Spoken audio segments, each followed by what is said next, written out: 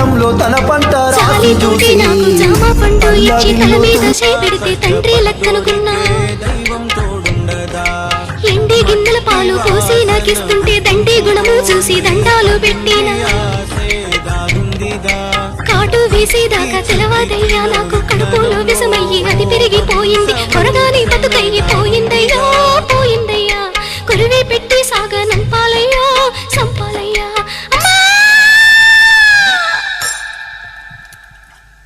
ఎన్నో పూసల నుంచి పొత్తి కడుపులోకి పలుగు వేసి పేగు పిగిలించుతున్నట్టు